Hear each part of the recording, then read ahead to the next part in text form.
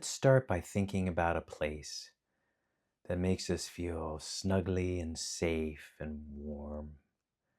Close your eyes and picture yourself there. Is it on a beach, maybe? Sunset, waves coming in gently. Maybe it's in a cabin by the lake, or maybe it's your own bed. You can hear the sounds of the city outside, lulls you to sleep. Wherever it is, keep the picture of it in your mind as you let your brain get quiet, your eyes get heavy. As we listen to Gulliver's Travels by Jonathan Swift.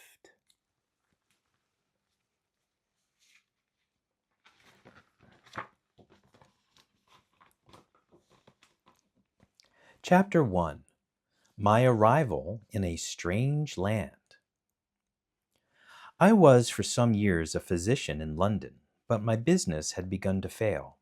So, having consulted with my wife, I decided to go to sea. On May 4th, 1699, I said goodbye to my family and set sail from Bristol as a ship's doctor bound for the South Seas. All went well for the first few weeks. There was a bad storm, and the ship was wrecked. 6 of the crew, of whom I was one, got into a little boat and began to row to an island nearby. Suddenly, a huge wave upset the boat, and all the other men were lost. Only I, Lemuel Gulliver, was left. I swam as long as I could, and at last, just as I could swim no more, my feet touched the bottom. I waded through the water to the shore, where there was no signs of houses or people. I walked about half a mile further, but still saw no one. Tired out, I lay down on the short, soft grass and went to sleep. When I woke up, it was daylight. I lay still for a moment, wondering where I was, then tried to get up. I could not move my arms or my legs or my head. I was tied to the ground. There was a buzzing noise near me, but I could not see what was making it. Suddenly, I felt something moving on my left leg. It walked up me and stopped close by my chin. I looked down as well as I could, for my hair was tied to the ground, and saw a tiny man, less than 6 inches high, with a bow and arrow in his hand. Then many more of these little men started to run all over me.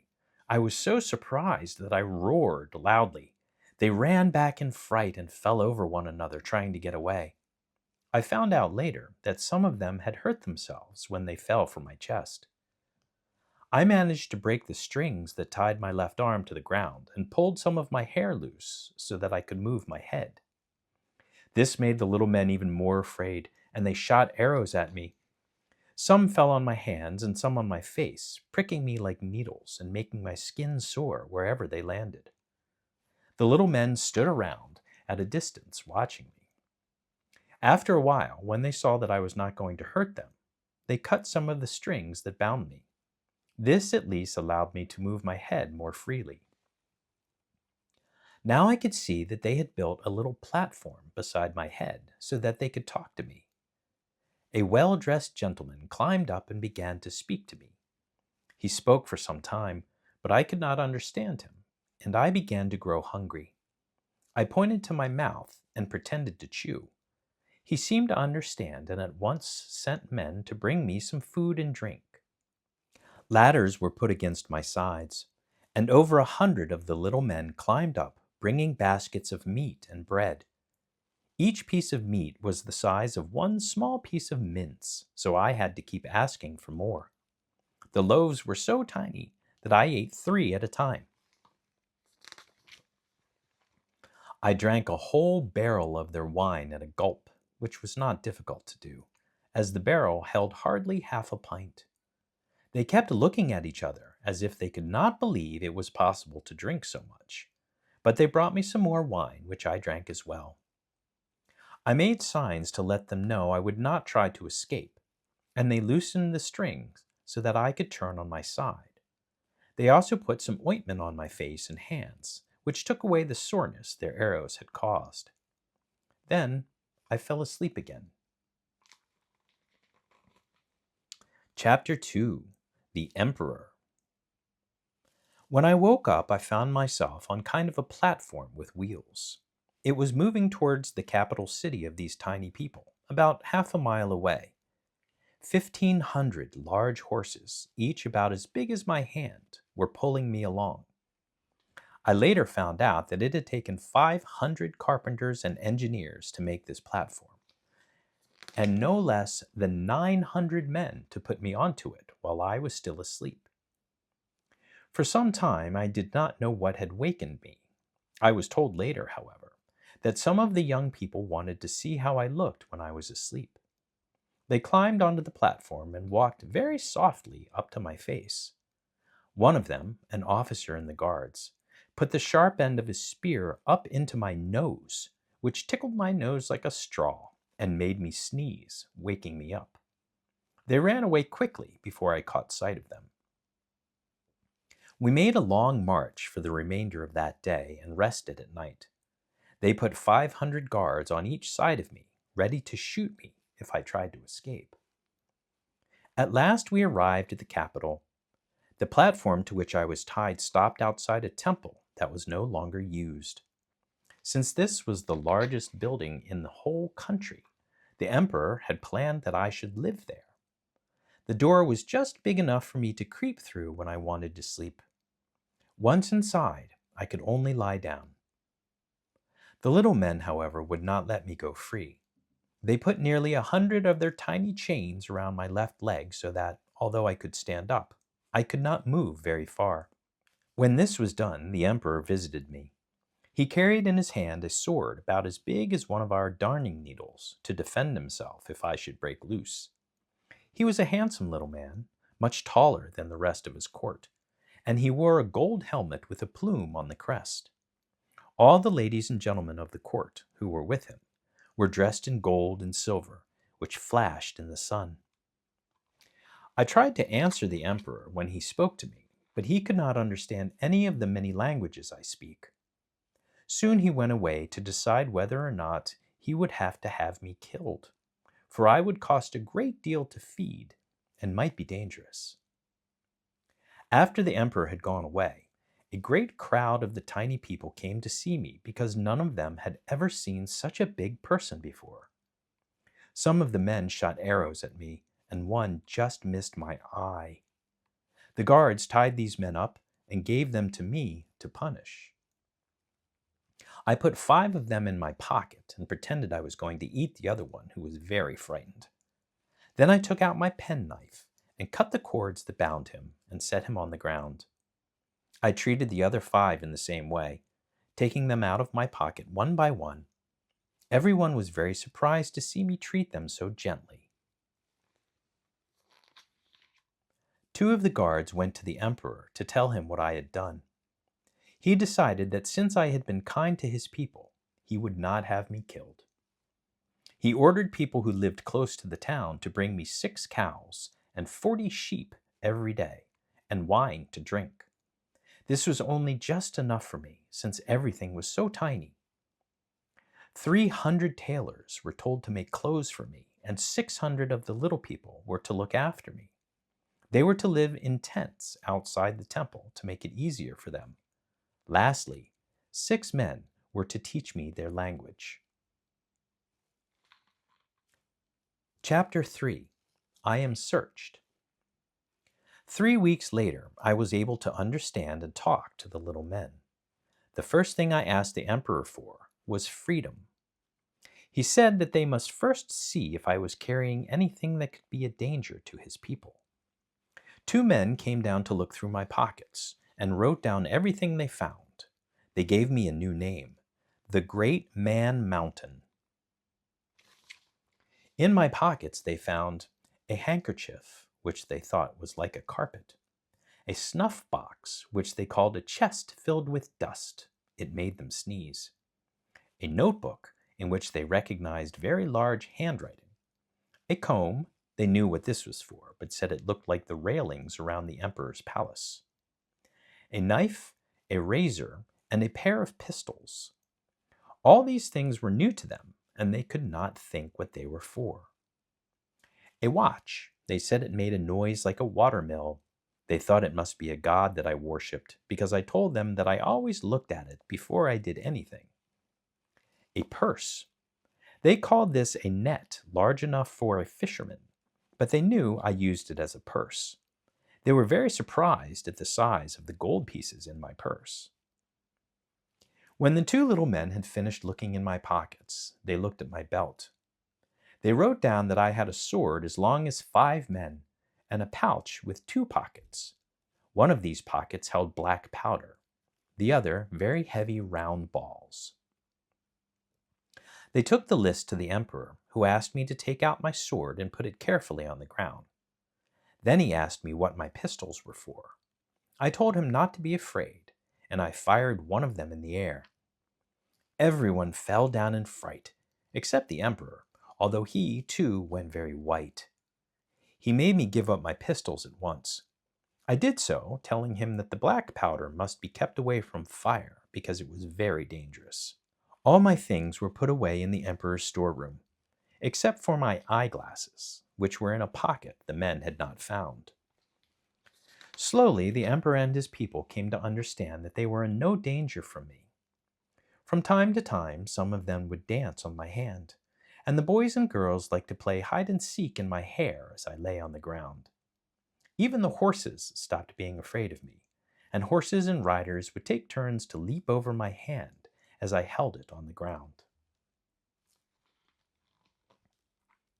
Chapter 4. I am set free. One day some people came to tell the emperor that they had found a huge black object lying on the ground, and they thought it might belong to the great man mountain. It was my hat, which I thought I had lost at sea. To bring it to me, they made 2 holes in the brim and fastened cords from the hat to the harnesses of 5 horses. It was then dragged along the ground for half a mile. This did not do it much good. Another time, the emperor asked me to stand with my legs apart so that his army could march between them. There were no less than 3,000 foot soldiers and 1,000 horsemen, and they marched with drums beating and flags flying. I asked once more to be set free, and at last the emperor agreed, as long as I would obey his rules. I said that I would, and my chains were taken off. I had always wanted to see the capital city, and now that I was free, the emperor said I could. All the people were told to stay in their houses in case I walked on them. So they crowded to their little windows to see me as I stepped over the wall into the city where the emperor's palace stood. It was really magnificent, like a big doll's house. I lay down to look inside, and the empress came to the window, smiling, and gave me her hand to kiss. Soon after I was set free, one of the country's great men came to see me. We had a long talk, and I learned many things. I had thought the island, which was called Lilliput, was a peaceful and happy one, but he told me this was not so. "You may have seen," he said, "that some of us wear high heels and some wear low heels on our shoes. The emperor will let only people wearing low heels work for him, and those who like high heels feel that this is wrong. Because of this, there are many quarrels among the Lilliputians." Then he told me of a much bigger danger that was about to befall his country. "There is an island close by called Blefuscu, and the people there are going to attack us." "Why?" I asked him. "It all began a long time ago," he replied, "when our emperor's great-grandfather was a little boy. He cut his finger one morning as he took the top off his egg. Up till then, everyone had cut off the big end of the egg. After that, however, the ruler of those times said that everyone must cut off the small end, and those who would not obey had to leave Lilliput. They went to the island of Blefuscu and called themselves the Big Endians. Now they are coming to make war on Lilliput, and the emperor wants you to help us." Chapter 5. Peace is restored. I said I would help the people of Lilliput in any way I could, for they had been very kind to me. I knew that the big Indians had about 50 warships lying at anchor, and I planned to seize them. I fixed 50 hooks to 50 lengths of cord, then set off for Blefuscu. There was only about half a mile of sea between the islands, and I could wade most of the way. The enemy took fright when they saw me, and leapt out of their ships and swam to shore. I then fastened a hook to the prow of each ship, and tied all the cords together at the end. While I was doing this, the big Indians shot thousands of their tiny arrows at me. I was afraid one would go in my eye, so I put on my glasses. After I had cut the anchor cables, I took the knotted up ends of the cords to which my hooks were tied, and set off back to Lilliput with 50 of the enemy's largest ships. The emperor was so pleased with me that he made me a nardak, which is something like a duke in my own land. He now wanted me to seize the rest of the enemy's ships, so that he could be emperor of the big Indians as well as Lilliput. He would then be able to make the big Indians obey his rules and cut off the small ends of their eggs. I would not do this, as I did not think it was right. This made the emperor angry with me. Soon after this, some of the big Indians came to make peace with the Lilliputians. When they saw me again, they asked me to come to Blefuscu one day so that everyone could see how big I was.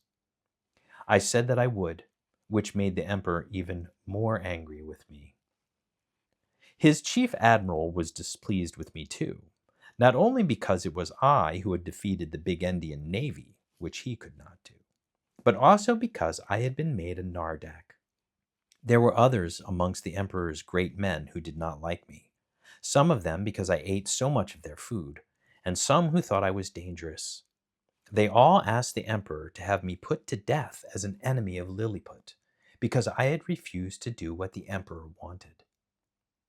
The emperor refused to have me put to death because I had helped him. He thought for a long time, then said that the best way to punish me would be to put out my eyes. One of the great men was my friend. He came in secret to tell me what the emperor had said, so that I could save myself. When I heard what he had said, I felt that the time had come for me to leave Lilliput and save myself from being blinded.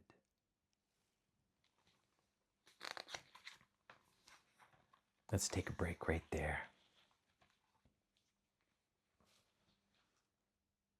You are an explorer, an adventurer, and every day you learn new things about life, new things about your friends, new things about yourself, new things about your family.